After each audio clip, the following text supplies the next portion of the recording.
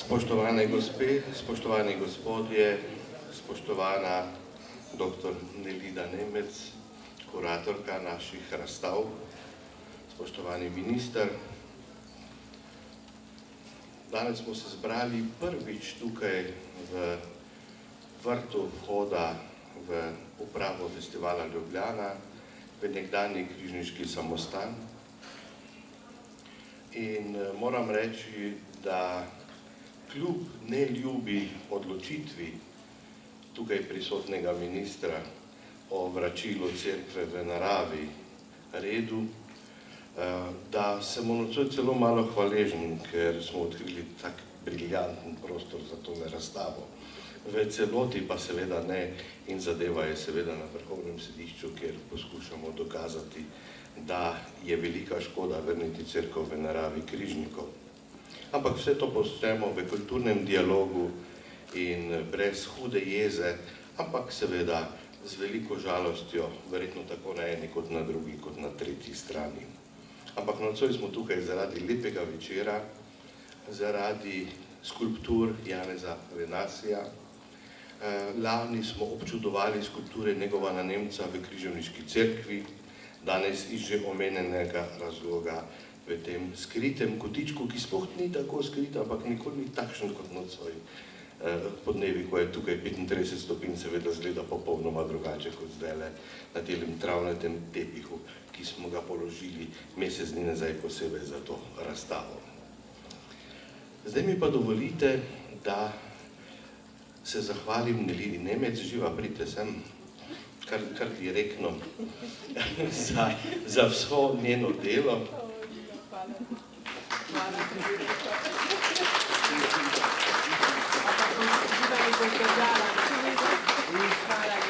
In seveda predam besedo, da pove seveda veliko več o umetniku, o njegovih delih in seveda o vsem tem, kar dela to, kar počnemo posebno. Nelida, prosim. Hvala. Direktor, najlepša hvala. Spoštovani, v veliko čast mi je, da sem nocoj tu z vami, v tem prekrasnem prostoru in da bomo lahko spregovorili nekaj besed o delih, ki so tu v ta namen razstavljena. Ta prostor je nocoj, je temu prostoru dal v začetku 50-ih let svoj pečat veliki arhitekt Jože Plečnik in ga kot malo dvorišče z lapidarjem poimenoval dr. Nace Šumi leta 1955 v naši sodobnosti. Danes je zaživel v dialogu preteklega in sodobnega, monumentalnega in globoko estetskega, v simbolni obliki volumnov, ki so priklicane v plemenitem materialu, ki je fasciniral oba, Plečnika in Lenasija, v kamnu. Za nekaj poletnih dni, kot je rekel že direktor, bo to galerijski prostor, kot bi si ga morda za svoje kamne, male kamne, zaželel tudi kipar sam, saj tu lahko vzpostavljajo dialog z naravo in prostorom, iz katerih so pravzaprav išli na način, kot so njegova monumentalna dela v javnem prostoru, po katerih je Janez Lenasi najbolj poznan in z njimi tudi najbolj prepoznaven. Kot je pred leti v katalogu k razstavi napisala dr. Špelca Čopič, odlična poznavalka slovenskega sodobnega kiparstva, je Janez Lenasi najpomembnejši slovenski simpozijski kipar in uveljavljen predstavnik abstraktnega kiparstva, ki je v zelo skladnem kiparskem razvoju ustvaril obsežen in raznolik opus. Ob desetletnici njegove smrti se ga spominjamo kot enega pomembnejših slovenskih kiparjev starejše generacije z velikim občutkom za monumentalnost in skladnost, tako pri sami idejni, izvirni zasnovi, kot pri kasnejši izvedbi.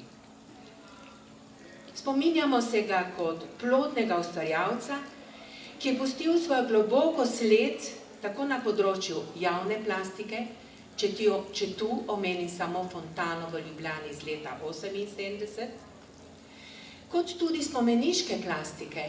Če omenim spomenik NOB v Ormožu iz leta 1973 in kdo ne pozna njegovega najbolj prepoznavnega spomenika iz leta 1965 v Ilirski Bistrici in prav tako prepoznavnega spomenika Pomoščakom iz leta 1977 v Portorožu. Nocoj se ga spominjamo kot udeleženca številnih kiparskih simpozijev, vse od leta 1959, ko se je udeležil prvega v St. Margaretenu v Avstriji in odtlej od Slovenije po celi Evropi do Združenih držav Amerike in Japonske, od istrskega Labina do Negevske puščave na Sinaju, kar mu je omogočilo, da je postal odličen poznavalec različnih kamnov, iz katerih je izvabljal vedno nove in nove oblike, mirsko ubrane z izbranim okoljem, v dialogu s človekom, arhitekturo in naravo. Slovenski likovni prostor je kipar Janez Lenasi, rodil se je leta 1927 v Opatiji in se leta 1968 z družino preselil v Piran, odmevno vstopil leta 1960, ko je bil v Novi Gorici postavljen njegov spomenik Edvardu Rusjanu v železobetonu, kar je pomenilo predrzno odločitev na področju spomeniške plastike. Uporabil je beton, novodobni material, značilen za arhitekturo in se odločil za abstraktno obliko, ki naj bi asociativno opozarjala na veličino človeka, ki mu je bil namenjen. Že leto prej pa se je prvič, kot je že bilo rečeno, udeležil kiparskega simpozija v St. Margaretenu v Avstriji, kar mu je razkrilo številne prednosti kiparjenja na prostem v družbi drugih kiparjev iz različnih okolij. Že leta 1962 je sodeloval na portoroški formi Vivi in je ustvaril monumentalno skulpturo Znamenje v apnencu in tako vtisnil vizijo vsem naslednjim. Odslej je zbiral različne vrste kamnov, tako za veliko monumentalno javno plastiko, kot tudi za malo, ki jo je vzporedno ustvarjal vse od konca 50-ih let do konca njegove ustvarjalne in življenjske poti leta 2008. Apnenec, peščenec, marmor, serpentin, granit, labrador in drugi so oživeli pod njegovimi rokami v oblikah in volumnih, ki jim je z izjemno subtilnih nagovorih obdahnil svoje intimno videnje in čutenje. Seveda je občudoval in uporabljal tudi druge materiale, les, glino, železo, jeklo, bron, vendar je po začetnem obdobju najraje segal po avtohtonem in prabitnem kamnu, ki ga je našel v istrskih in kraških kamnolomih. Ti kamni so mu najbolj na široko ponudili možnost dialoga na način, da je lahko izvirno in subtilno izrazil svojo veliko navezanost in ljubezen do narave, domačih primorskih krajev in njegove kamnite pokrajine. Da je izrazil svoje prepričanje, ki ga je ujel v stavek. Svojimi deli bi rad opozoril na dejstvo, ki ga kar preveč radi pozabljamo, namreč, da je človeštvo samo majhen del narave. Čeprav mu je bila monumentalna javna plastika nedvomno velik, če ne največji ustvarjalni izziv, kjer se je precej soočal z možnostjo sinteze arhitekturnih in kiparskih elementov, z odzivi abstrahiranih organskih form in različno oblikovanih površin, z igro svetlob in senc in prostorskih prepletov, je kipar Janez Lenasi skozi celotno ustvarjalno obdobje seveda zelo rad in z globokim odnosom ustvarjal tudi malo plastiko. V najdaljšem časovnem obdobju v kamnu, marmorju in granitu, ki so mu omogočili, da je izvirno in globoko podoživeto izrazil svoj odnos do sveta in do formalno domišljenih rešitev, ter pomenske večplastnosti, ki jih je mojstrsko izvabil in tisnil v sugestivni, hkrati tudi monumentalni stvaritvi, čeprav majhnega formata, ko je, kot je sam povedal, oblikovanje značaja oblike pogojil s prepletom moške in ženske forme, od abstraktne do figurativne. Poudaril je, da to mora biti vedno navzoče in je tudi pravi življenjski vzgib. Ob tem spoznanju mu ni bilo več potrebno iskati novih umetniških oblik, je povedal kipar. Spoštovani,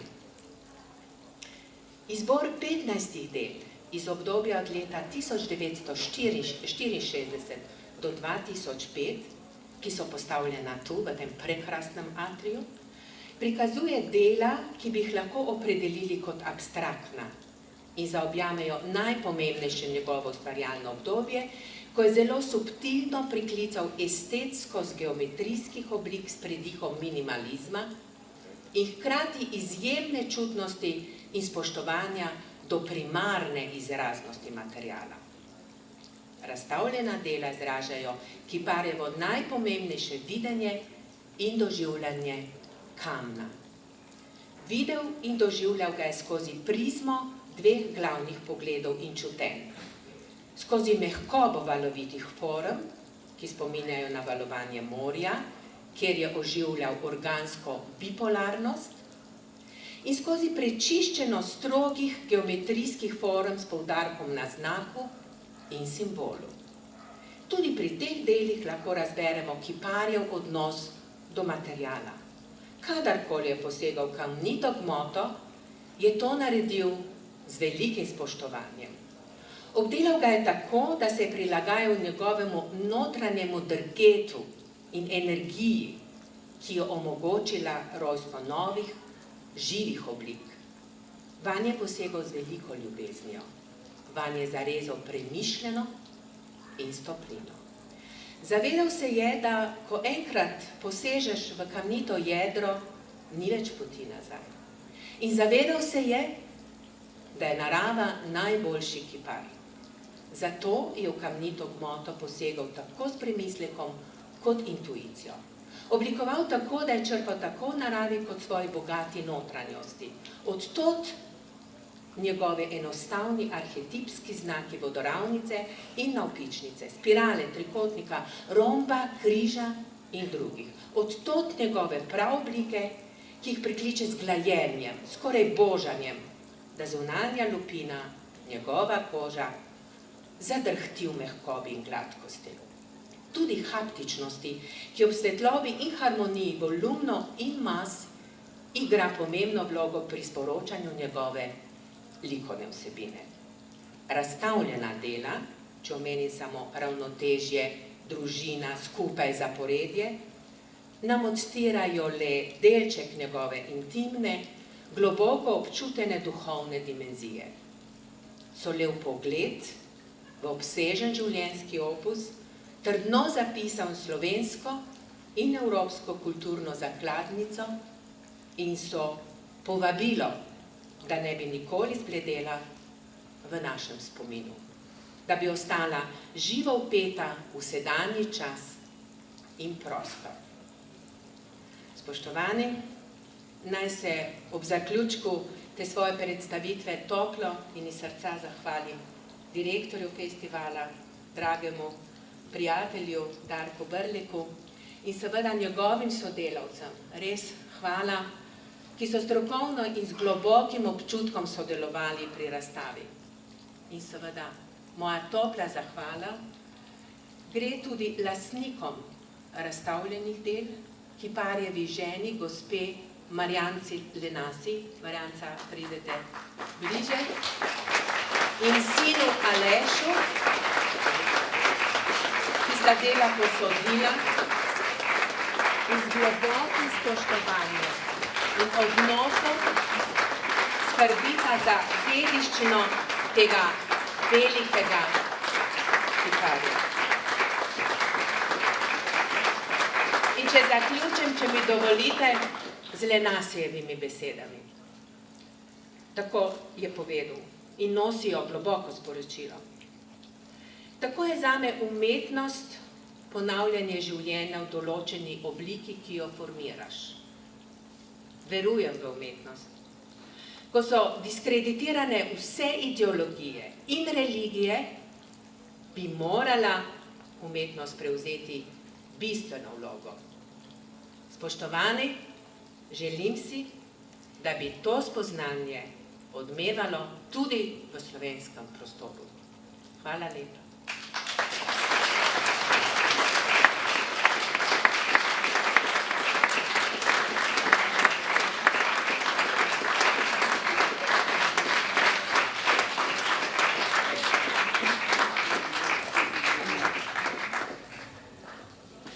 Najlepša hvala vam za res ta prekrasen prostor. Nisem nek govornik. Hvala vsem, ki ste prišli.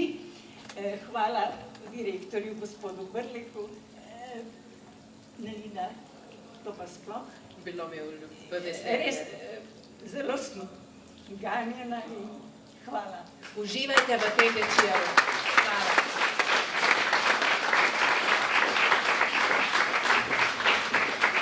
Najlepša hvala vsem, seveda pa tudi vam, spoštovane obiskovalke in obiskovalci.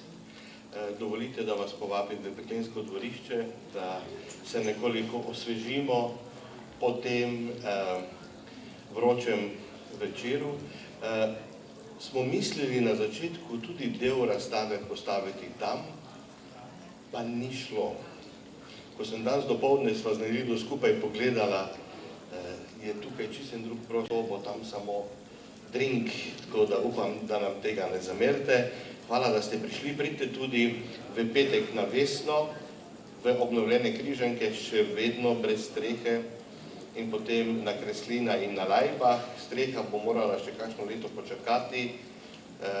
Mislim, da tudi šola ne bo mogla potekati v tej stavbi, ker je statično sporna, tako da še kakšne 2 leti bomo brez strehe, ampak ko jo bomo imeli še tudi kaj drugega, kajti ne spimo. Tako da vam obljubljam ene lepe Križanke v nekaj letih, ampak prosim tudi seveda za malo potrpežljivosti. Se veste, tudi Rima niso zgradili v enem letu. Hvala lepa in na zdravje.